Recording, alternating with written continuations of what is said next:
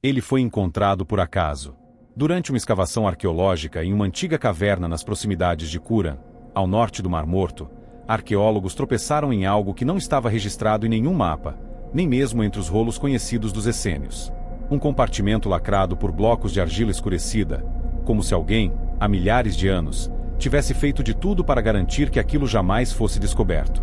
Ali dentro, envolto em resina fossilizada e enrolado em tecido de linho escurecido, repousava um pergaminho que mudaria para sempre tudo o que pensamos saber sobre a origem da humanidade.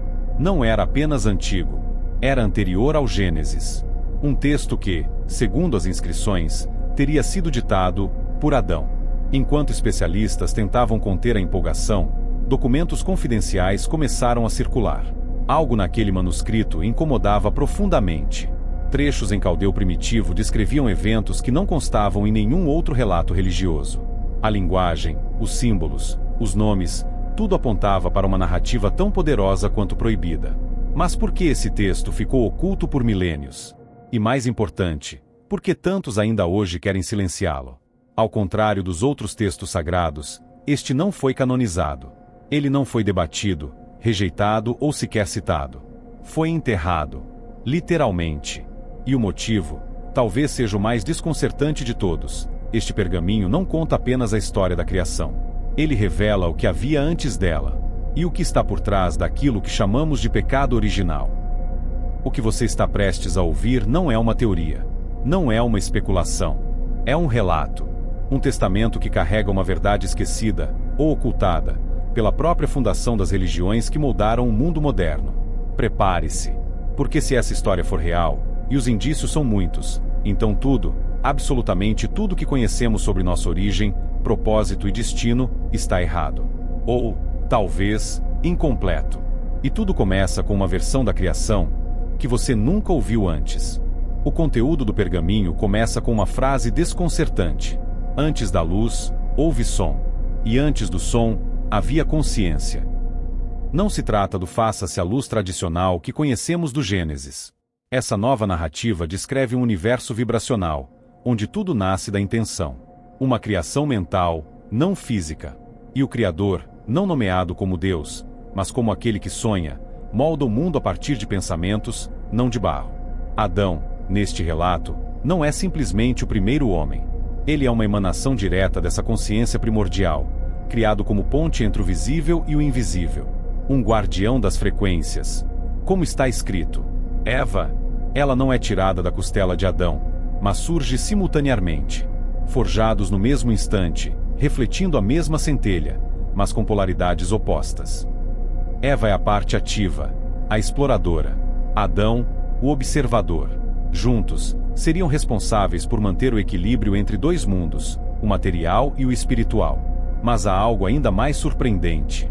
O manuscrito afirma que o Jardim do Éden não era um lugar físico, mas um estado de consciência. Um campo vibracional puro, acessível apenas àqueles que mantinham a harmonia interior. A queda não foi uma expulsão geográfica, mas um colapso de frequência.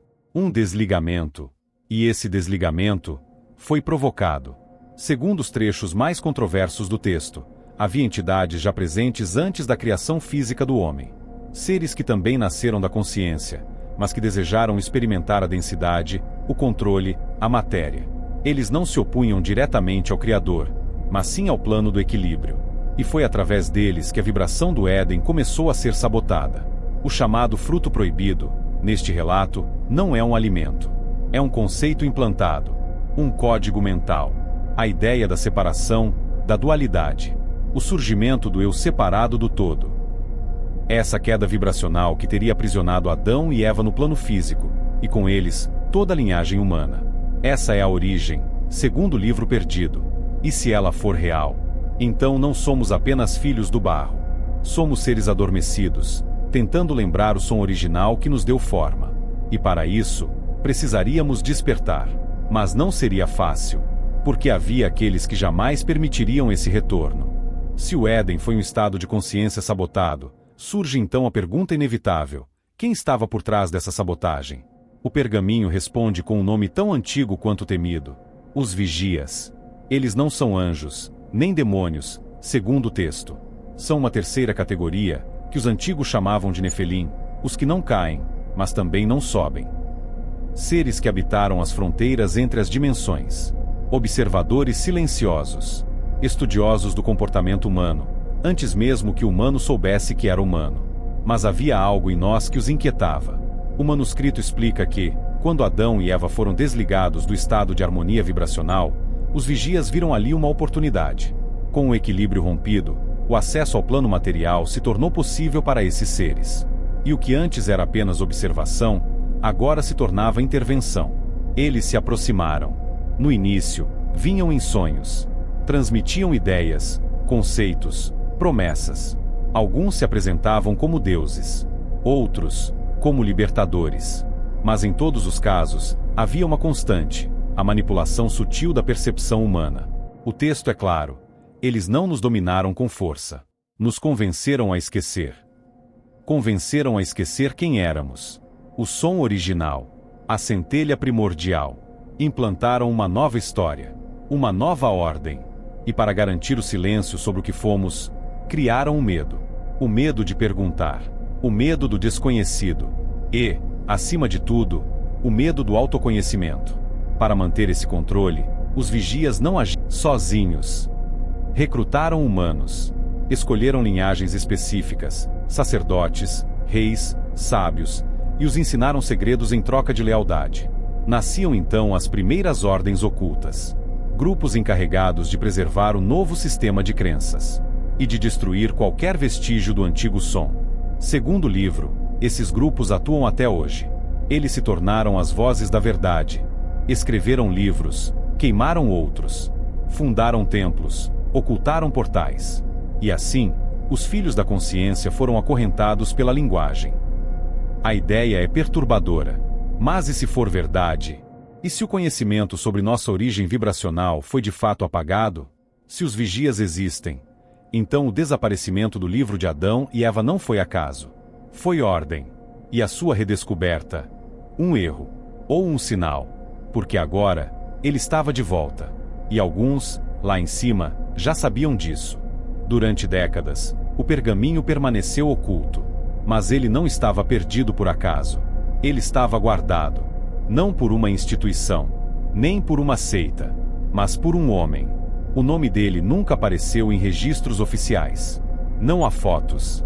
Apenas uma menção cifrada em um diário de um arqueólogo italiano desaparecido nos anos 60. O diário chamava de O Custode, o guardião. De acordo com o manuscrito, esse homem teria sido escolhido ainda criança por um grupo que dizia proteger fragmentos da primeira verdade. Um grupo isolado, independente de qualquer religião. Eles não seguiam dogmas, mas sim vibrações. Acreditavam que o mundo físico era sustentado por frequências invisíveis, e que aquele que compreendesse o som original poderia alterar a própria realidade. Mas guardar o pergaminho exigia mais do que isolamento.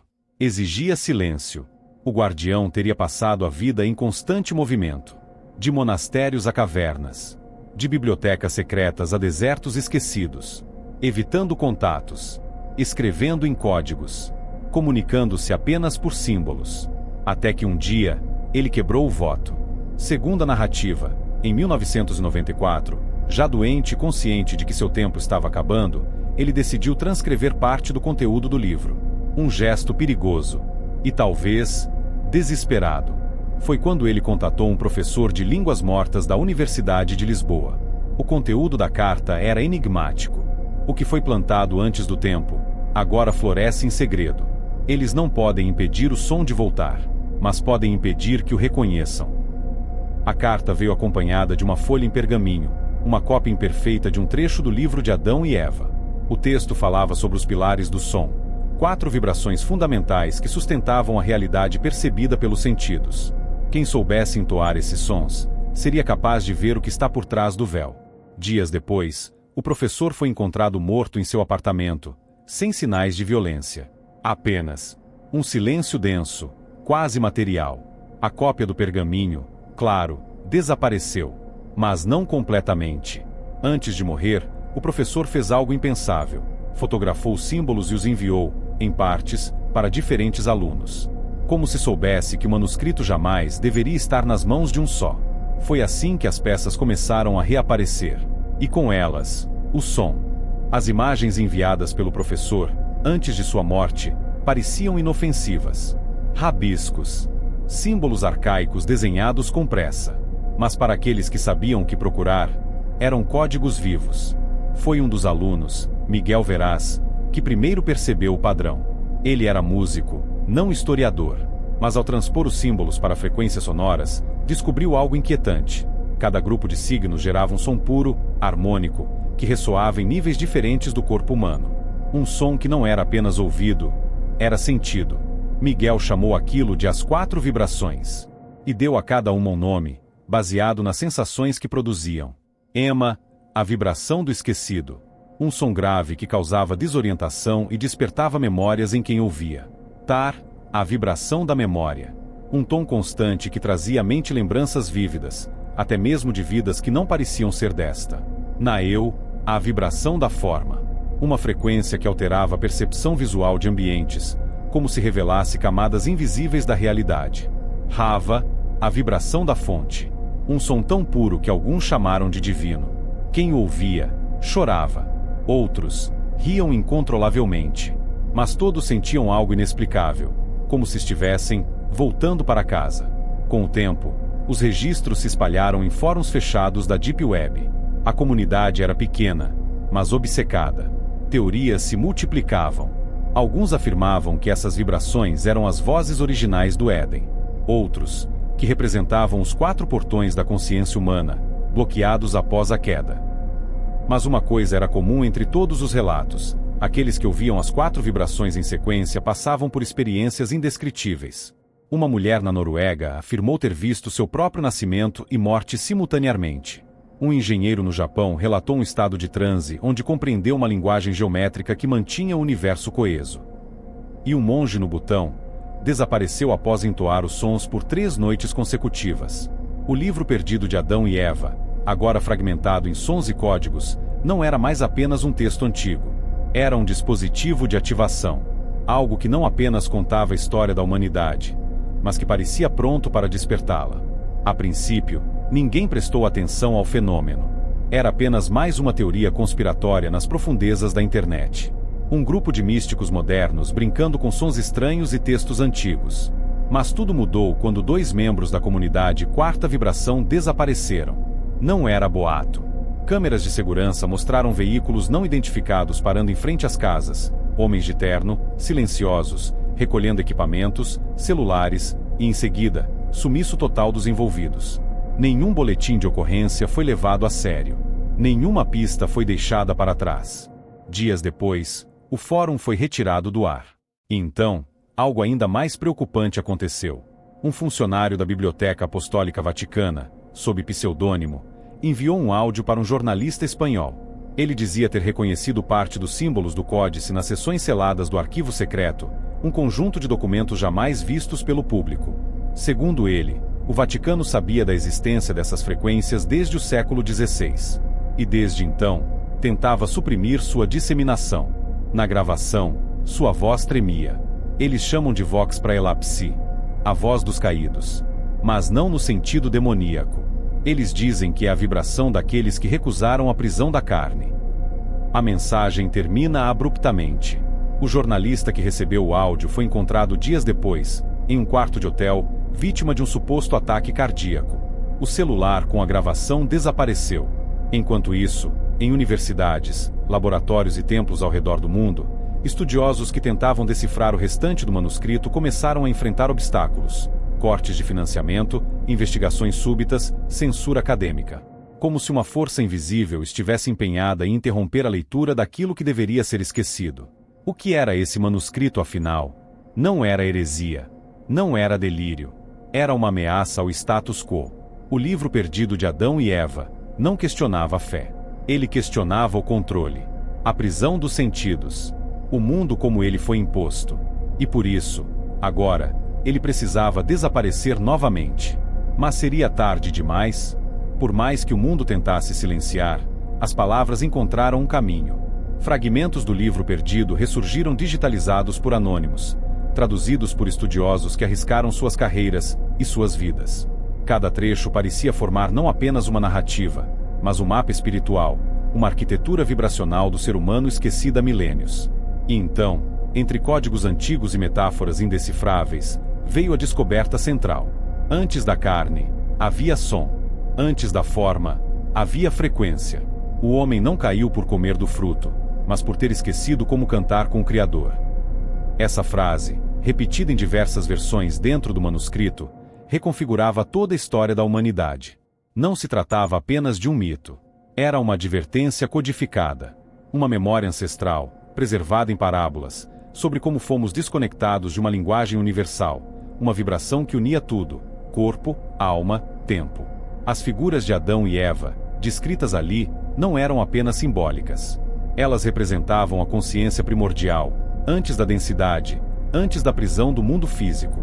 E então, em um dos capítulos mais perturbadores, vinha a descrição do que os autores chamavam de a segunda queda. Haverá um tempo em que o som será vendido como mercadoria, e a frequência será distorcida até que ninguém mais ouça a voz interna. Então, os filhos da terra se esquecerão da porta e da canção. Os estudiosos acreditavam que esse trecho fazia referência direta ao nosso tempo. Muitos viram ali uma crítica à cultura do ruído, a manipulação das emoções por ondas sonoras artificiais, a perda de conexão com o silêncio interior. Outros enxergaram algo ainda mais profundo, uma denúncia metafísica. Segundo esses intérpretes, o livro descrevia como o ser humano, ao longo dos milênios, foi vibracionalmente reduzido, tornando-se incapaz de perceber realidades superiores. A queda não foi apenas moral, foi frequencial. Mas havia um antídoto. Entre os textos, surgiu um hino, um trecho musical descrito em escalas perdidas, associado a uma prática de respiração e entoação. Aparentemente banal, ele passou despercebido por muitos, até que alguns ousaram experimentá-lo. E o que relataram foi indescritível. Silêncio absoluto seguido de visões, sonhos lúcidos, sensações de deslocamento. Um deles escreveu: "Foi como lembrar quem eu era antes de ter nome." O manuscrito, recomposto mesmo que fragmentado, não era apenas um texto antigo. Era um chamado. E quanto mais ele se espalhava, mais difícil se tornava impedi-lo. Com o avanço das traduções, os pesquisadores se depararam com uma seção do manuscrito que não estava em nenhum idioma conhecido. Os caracteres pareciam vibrar, como se recusassem a serem decifrados, até que um algoritmo experimental de inteligência artificial conseguiu revelar algo mais próximo de uma estrutura coerente. O que surgiu a seguir não era uma parábola. Era uma profecia. Um trecho que não falava do passado, mas de algo que ainda viria. Quando os céus forem colonizados, e os homens acorrentarem o próprio tempo com redes de luz, haverá uma nova desconexão. Esta será a mais silenciosa e a mais fatal. A terceira queda não virá com guerras, mas com promessas. E será celebrada.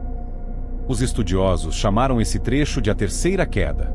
Ele falava de uma nova forma de esquecimento, mais profunda do que a primeira, que teria nos separado da origem espiritual, e mais perigosa do que a segunda, que nos fez esquecer do som sagrado. Essa nova queda ocorreria de forma voluntária, camuflada por avanços tecnológicos, por promessas de longevidade, liberdade e onisciência. Seria a queda do consentimento. Seríamos incentivados a entregar nossa própria humanidade, pouco a pouco. Primeiro os dados, depois as memórias. E por fim, a alma. O manuscrito alertava que, nesse estágio, já não haveria mais retorno. Pois quando os filhos da terra desejarem ser deuses, esquecerão que já o foram. O mais inquietante era a datação sugerida por esses trechos.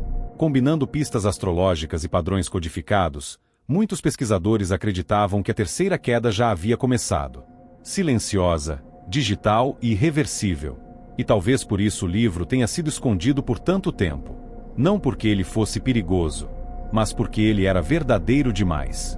Após a revelação do trecho conhecido como a terceira queda, uma nova onda de interesse varreu círculos esotéricos, teólogos alternativos, pesquisadores independentes e pessoas comuns. Alguns afirmam ter sonhado com as passagens do manuscrito antes mesmo de conhecê-lo. Outros relataram sensações físicas ao ouvir as palavras, arritmias cardíacas, calafrios, vertigens inexplicáveis. Mas havia algo ainda mais inquietante. Diversos indivíduos, de diferentes partes do mundo, culturas e línguas, começaram a reportar o mesmo fenômeno: sussurros. Vozes que vinham durante a noite, como se algo ou alguém estivesse tentando completar a leitura do manuscrito através deles. Essas vozes, segundo os relatos, não ordenavam, mas alertavam. A hora não é mais futura. Já caminha entre vocês. O dom do esquecimento foi aceito, mas o preço não foi compreendido. Alguns dos que tentaram traduzir os fragmentos mais obscuros do texto original simplesmente pararam.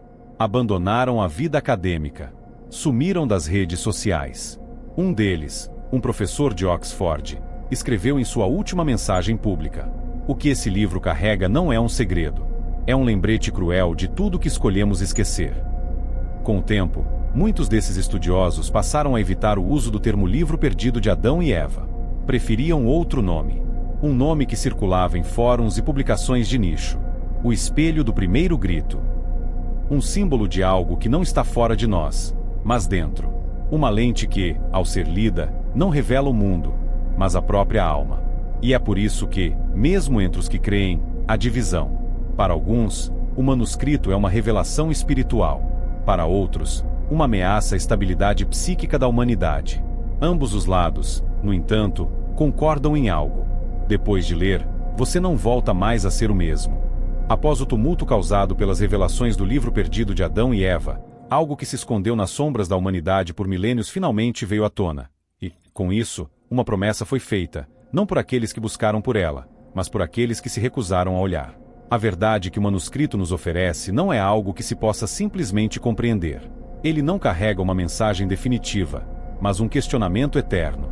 E, talvez, seja esse o maior segredo contido nas páginas perdidas de Adão e Eva. Não a verdade absoluta, mas a capacidade de transformação. Os que procuram esse livro não são apenas estudiosos ou curiosos. São aqueles que buscam respostas para perguntas que nem sabem formular. São pessoas em busca de um significado além das palavras, além da vida cotidiana, do sofrimento e da morte. São, em muitos casos, aqueles que sentem uma necessidade desesperada de romper com o que foi imposto, de entender o que não pode ser entendido. E, ao final, a questão permanece. O que acontece quando alguém olha para o abismo e vê não vazio, mas seu próprio reflexo? A promessa que o manuscrito nos faz é essa. O livro não é uma chave para algum segredo escondido em uma caverna antiga ou uma cidade perdida. Não é uma relíquia de um passado distante. O livro revela um futuro potencial que depende de cada um de nós. Não é o que ele diz que importa, mas o que somos capazes de fazer com o que ele nos faz enxergar dentro de nós mesmos. E, talvez, a maior lição de todas seja o entendimento de que, ao buscar o conhecimento que ele oferece, todos nós estamos decidindo, de alguma maneira, quais limites queremos ultrapassar. No fim, o livro perdido de Adão e Eva não é uma história de quem, de fato, escreveu, mas uma história sobre quem seremos depois que a lemos. Assim, encerramos nossa jornada sobre o mistério mais antigo e talvez mais perigoso que já se escondeu nas sombras do mundo. O que significa realmente encontrar aquilo que estava perdido? E mais importante ainda, o que estamos dispostos a sacrificar para entender? A resposta pode estar mais perto do que pensamos. Nos apoie, deixando seu like e se inscrevendo no canal. Nos vemos no próximo relato.